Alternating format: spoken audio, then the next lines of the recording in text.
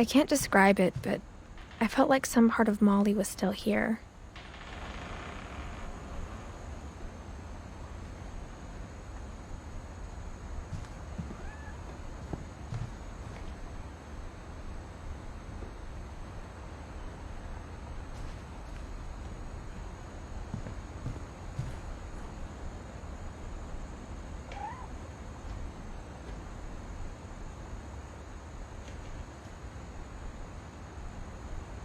I got the sense Edie had spent a lot of time here.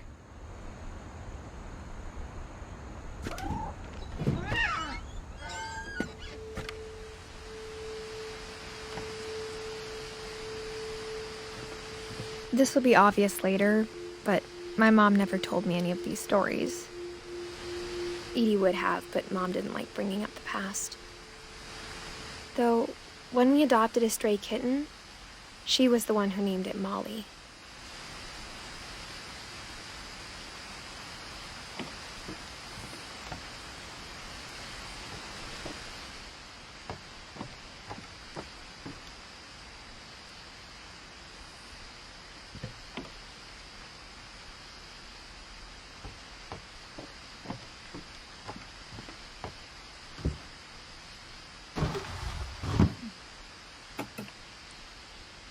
I spent a lot of time in Great-Grandma Edie's room.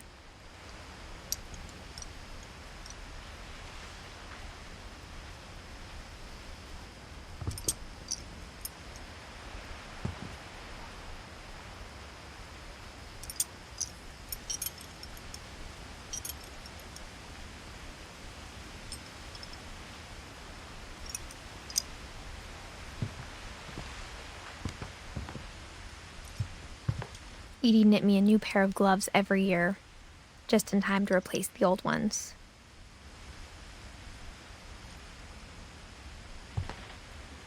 Louis died a week before we left, but Edie had already started to memorialize him.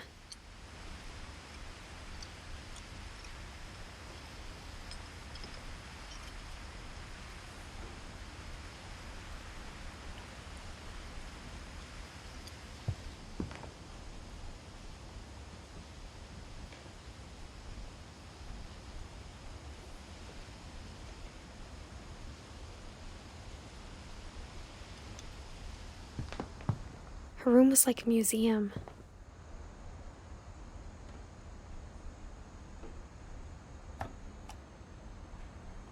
For 500 years, the Finches have been famous throughout Norway for their fortune and misfortune.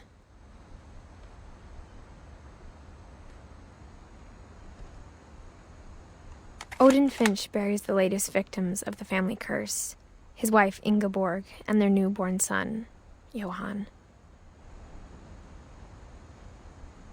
On January 7th, 1937, he set sail with his family and his house, hoping to leave the curse behind.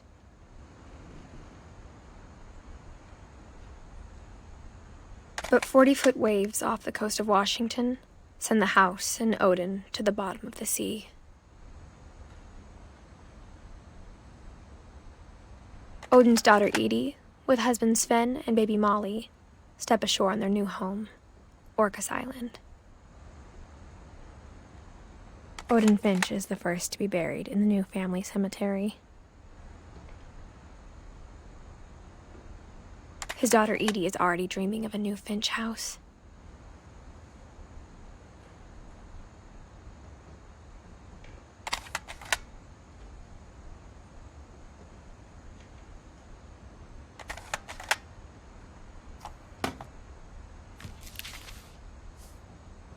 Whatever's wrong with this family, it goes back a long ways.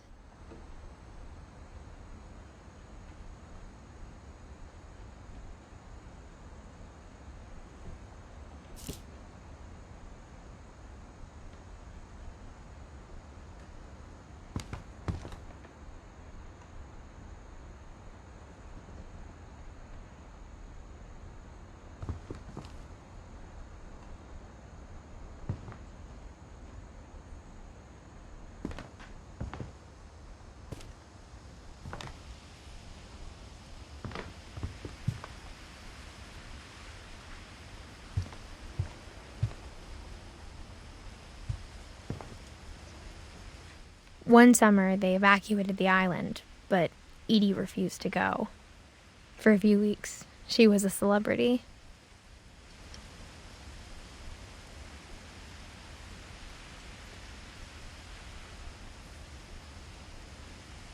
When Edie told people Sven was killed by a dragon, she could also have said he was building a dragon-shaped slide that collapsed. She could have, but she didn't.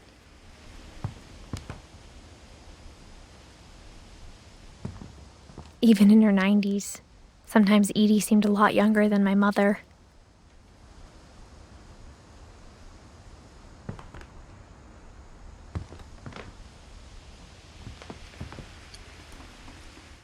I hadn't thought of myself as Edith Jr. for a long, long time. Edie gave a big interview about a mole man living under the Finch house. My mom was furious.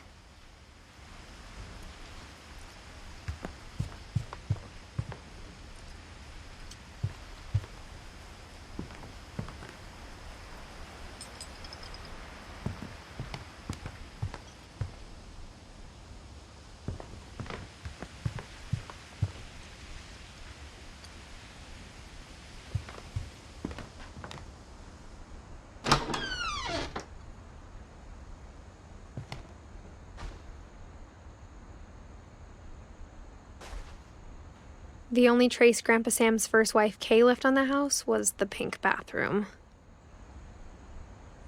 It was a pretty big trace.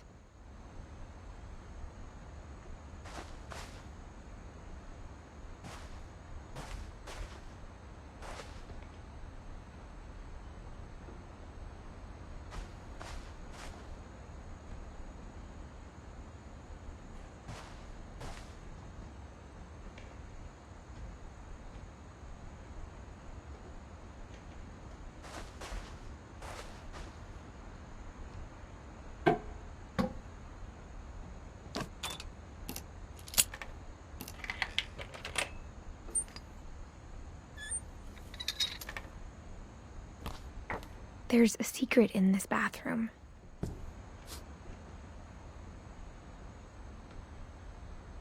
It's in the last place you would look.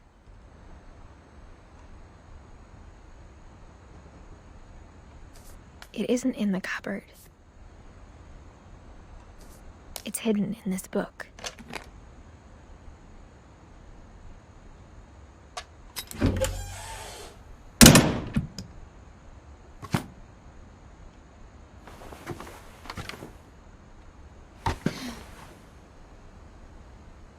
Sven gave Sam an old camera he'd refurbished.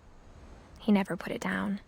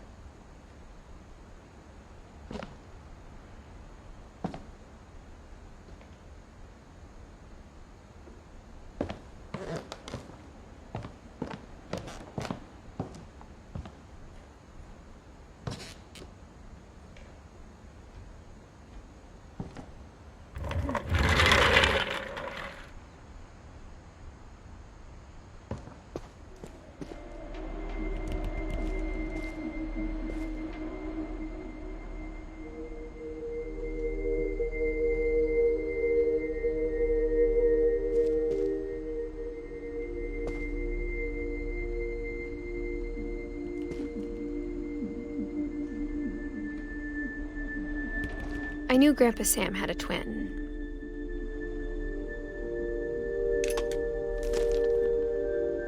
And that he never talked about him.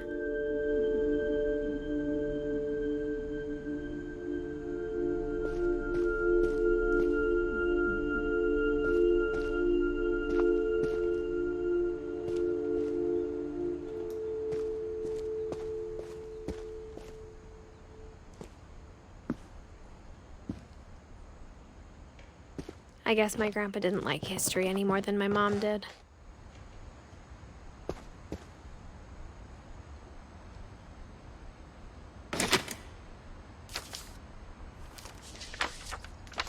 How I Want to Remember My Brother by Sam Finch.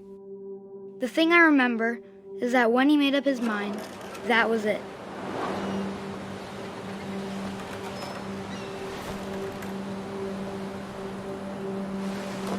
My brother said he'd die before he ate another mushroom, and he did.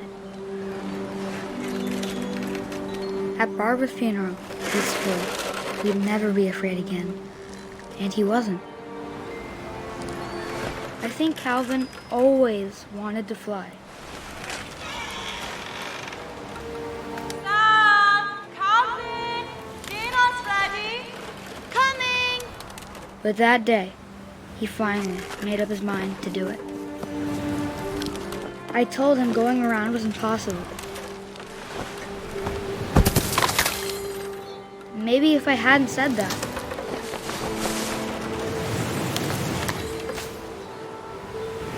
Kelvin, I'm not gonna tell you again. maybe if the wind hadn't picked up, then maybe he'd still be here. But I doubt it. I think he'd already made up his mind. That's what I want to remember about my brother.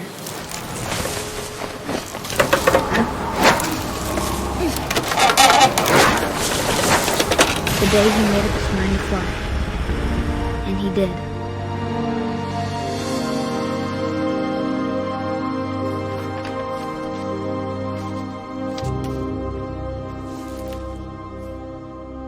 Kelvin's story felt strangely familiar. When I was younger, I remember trying to do the exact same thing.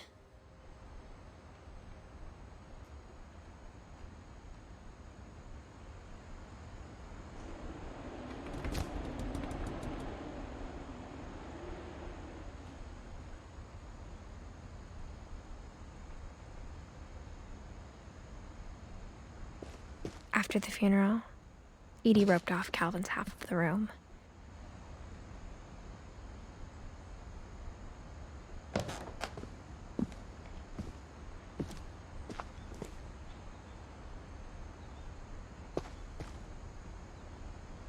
Mom said Grandpa Sam enlisted at 18 and never set foot in the room again.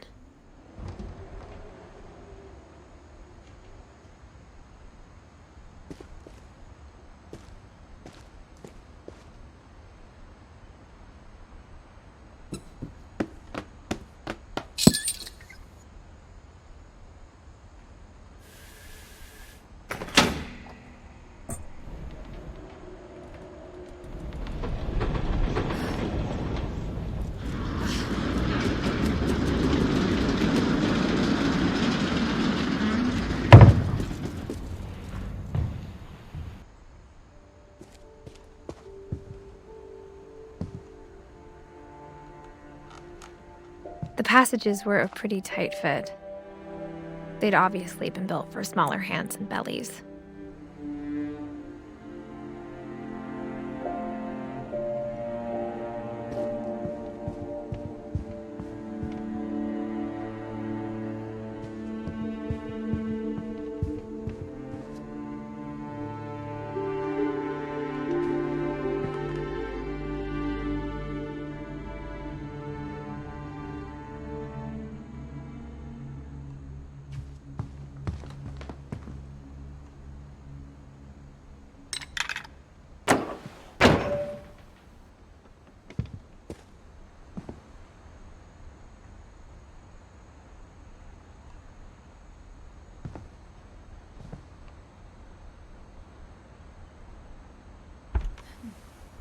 Barbara was a child star for 2 years, until America grew out of it.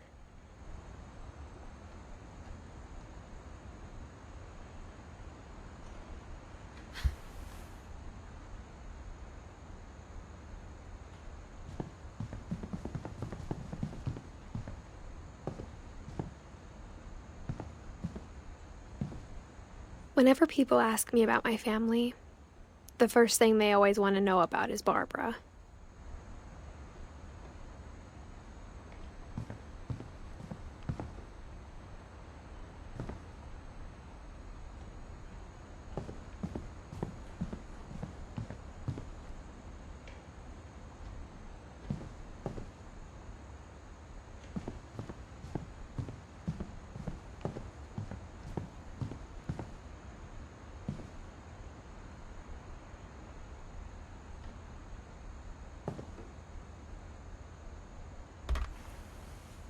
The last time I was in Edith Sr.'s room, I was 10 and she was painting my portrait.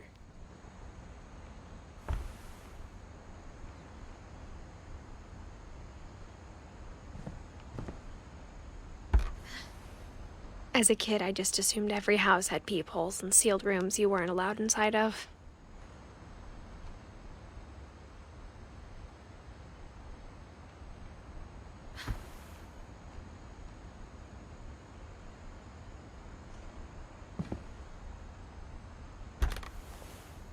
My Grandpa Sam spent 7 years sharing a room with his dead brother, Kelvin.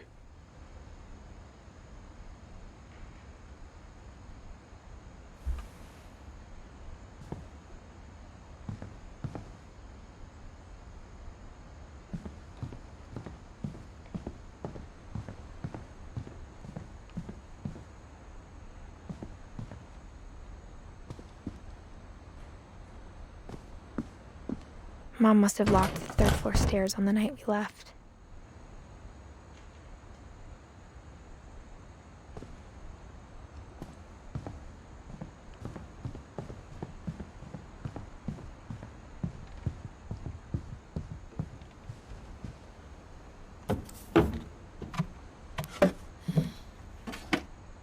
Growing up, I always thought of Barbara as a child star.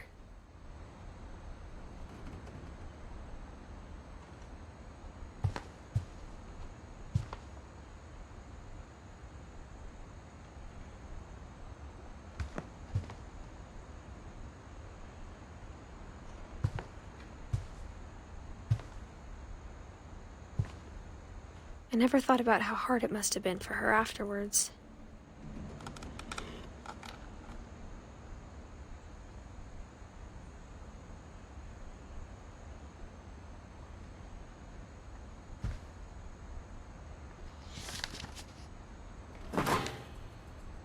Of all the stories people wrote about Barbara's death, I'm surprised Edie saved this one.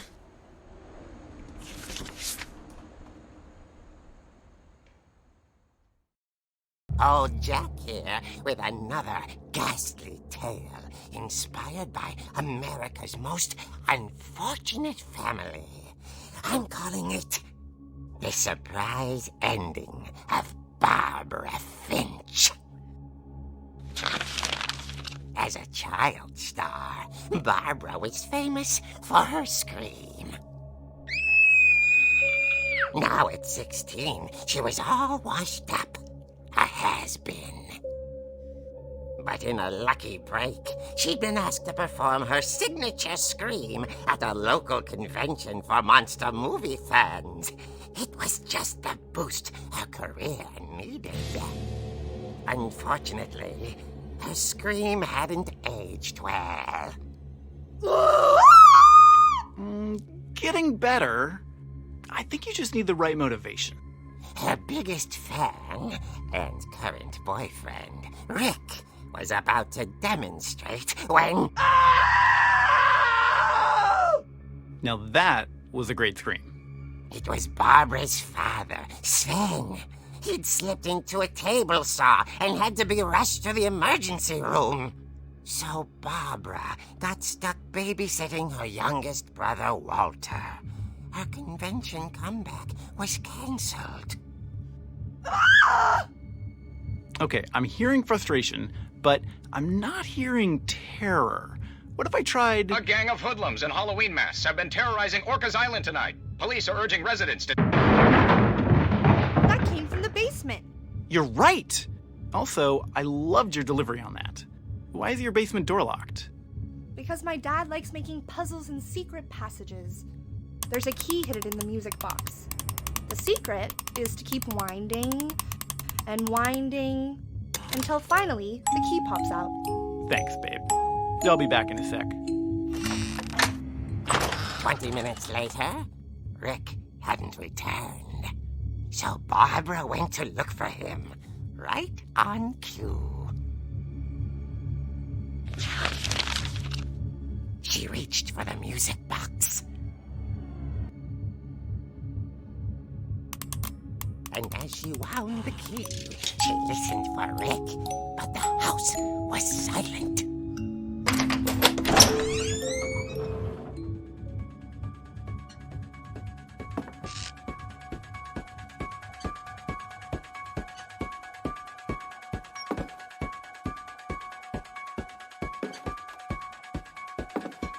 She found Rick's crutch and imagined the worst.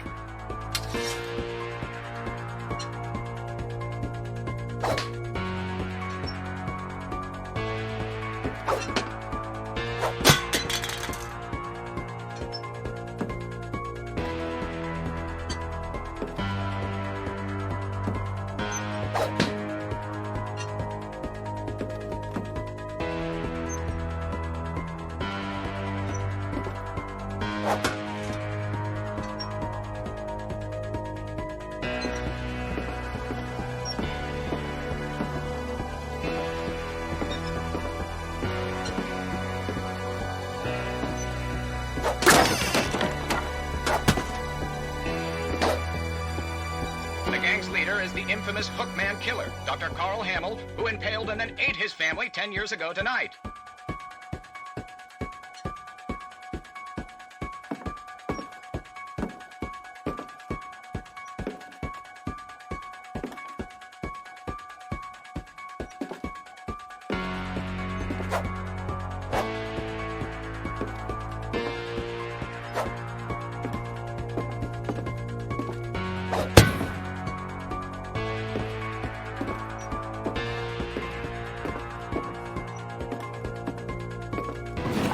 Finch rattled and grew still.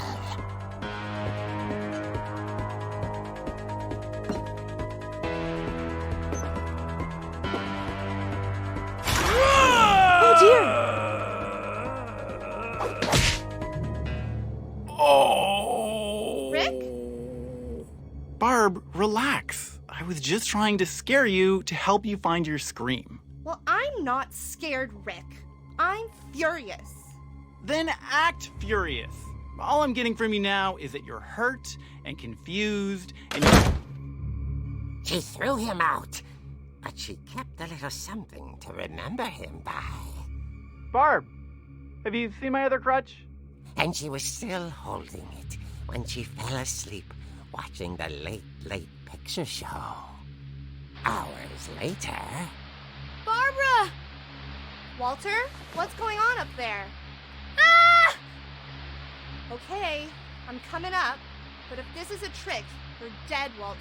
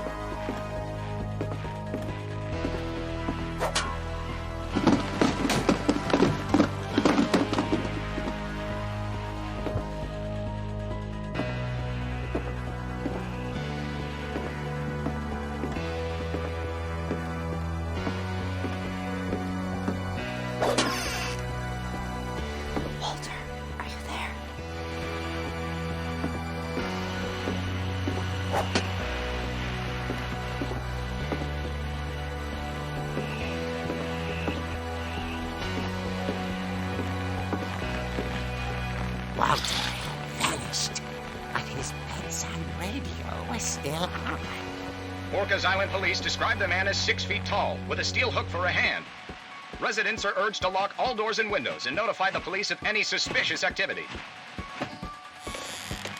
Barbara turned, saw the hook man, and was speechless.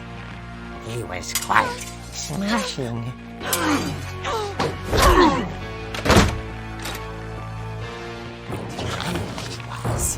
He couldn't get enough of Barbara. Okay, Barbara, there's gotta be another way out of here.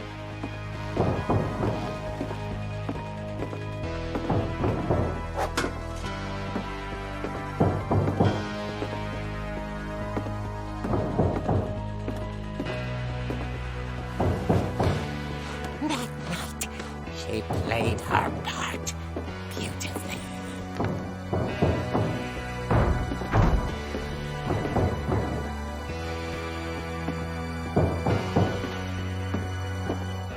thought about abandoning Walter, but just couldn't do it.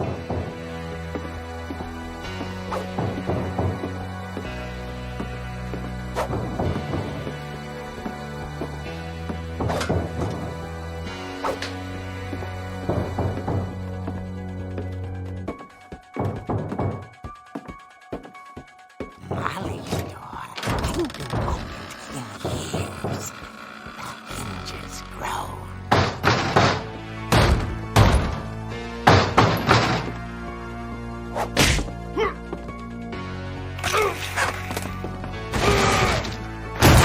He wasn't moving, but she sensed the story might not be over yet.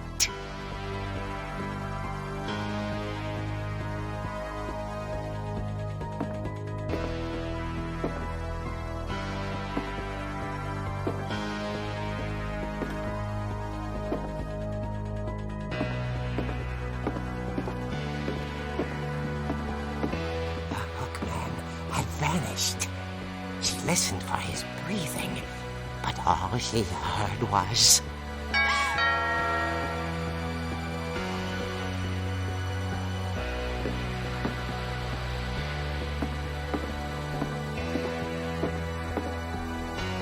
Someone at the door was dying to speak to young Barbara.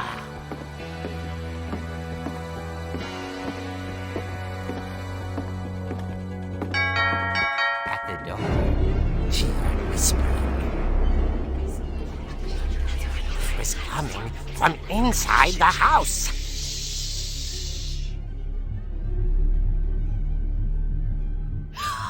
Oh dear.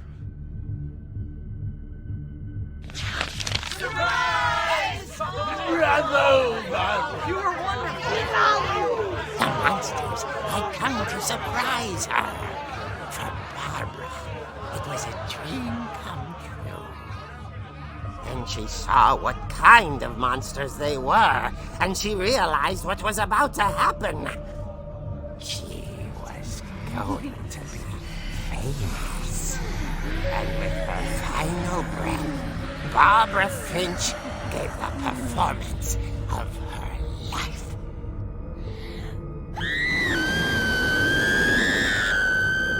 I wasn't there myself, but I hear Barbara was magnificent.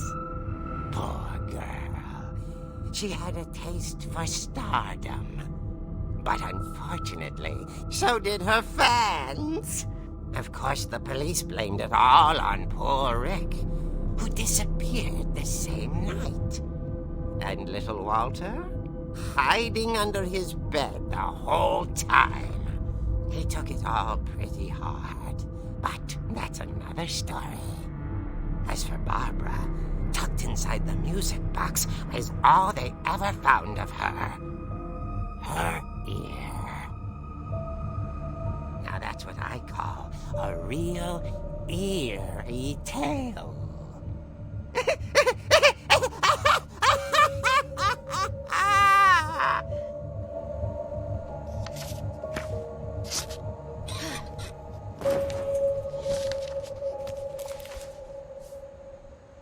Edie told me all Barbara wanted was to be remembered, as absurd as that comic was.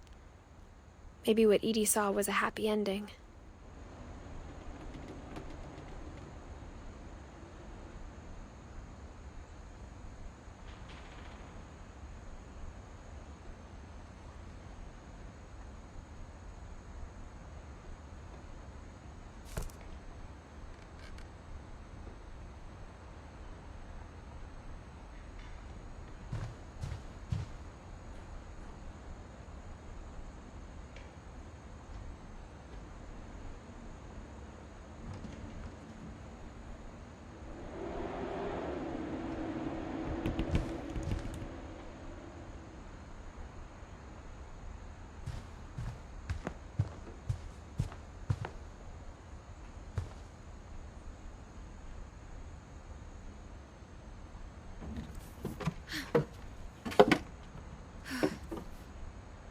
I guess now I know why Mom didn't like me playing with the music box.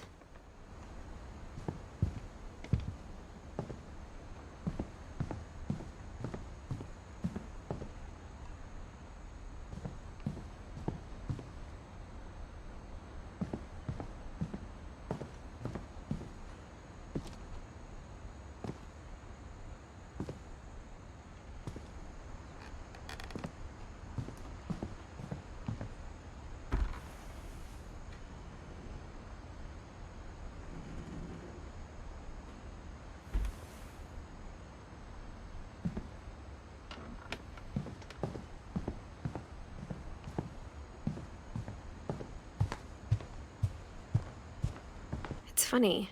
All those times I played with the music box and never found the basement key.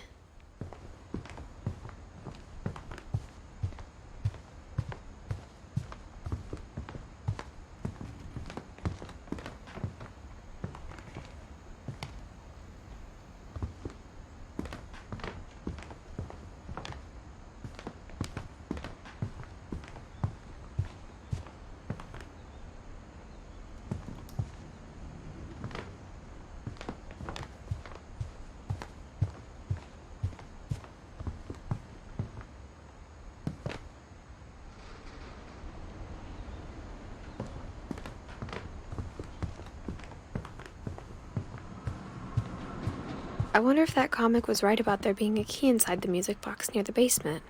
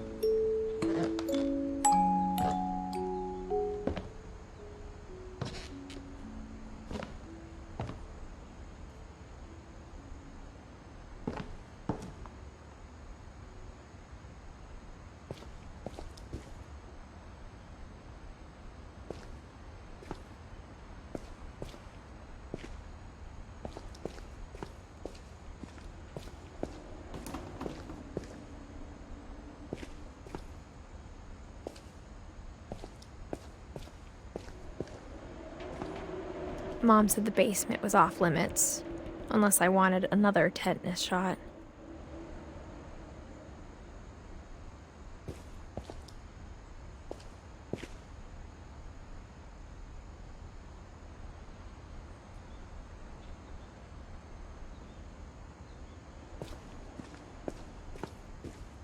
I saw Edie sneak down to the basement once, carrying packages.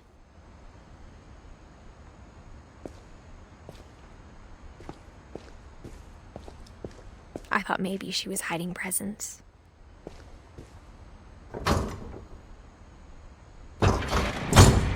It turned out she was hiding a lot more than that.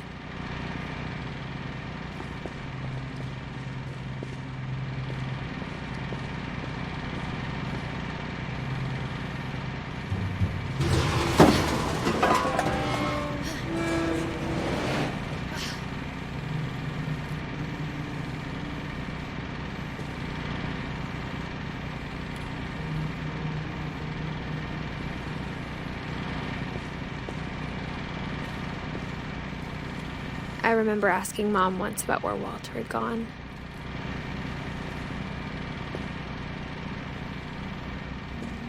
She said after Barbara died, he got as far away as he could.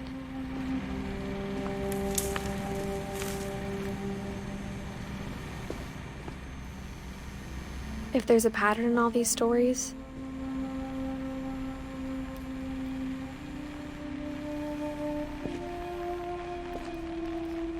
I think it's that none of us has gotten very far.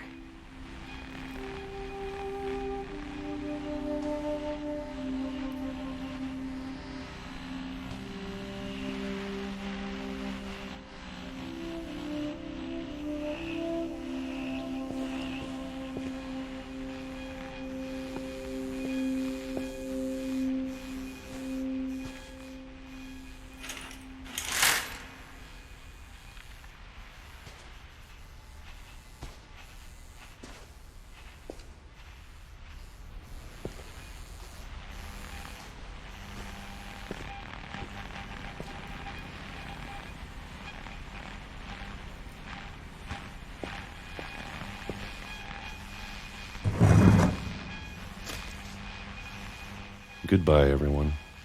I can't believe I've been down here for 30 years. On that first day, after the shaking started, I didn't think I'd survive a week.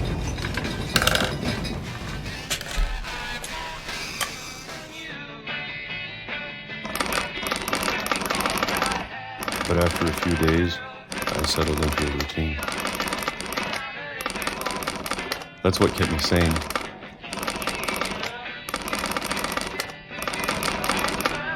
Having a schedule, living for today.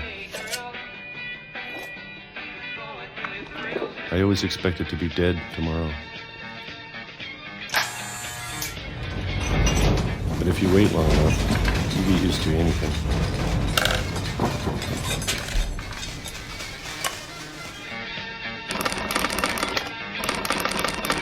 Even a monster on the other side of the door starts to feel normal. Almost friendly.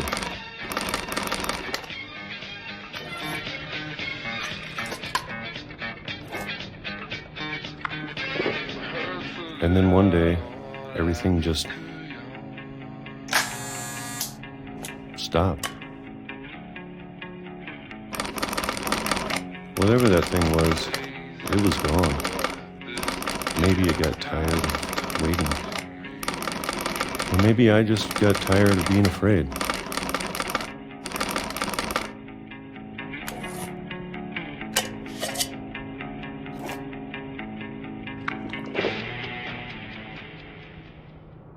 It's been a week now, the longest in 30 years. I'm done waiting. I have to leave while I still can.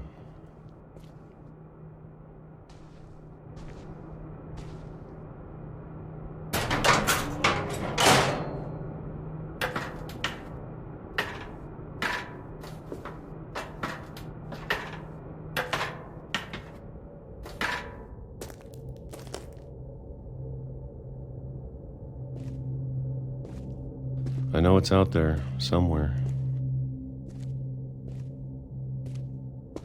Whatever killed Barbara and Molly and Kelvin. Maybe this is all a mistake. But I need to stop living the same day, even if it kills me.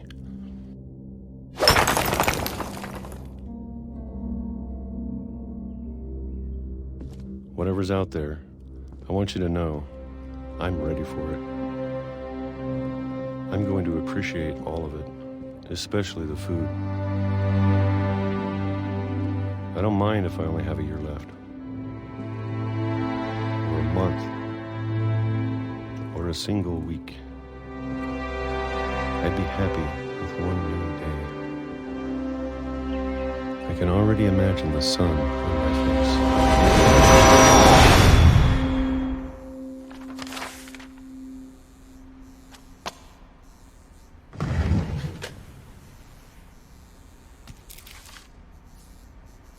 Walter died when I was 6. I can't believe my mom never told me he was down here.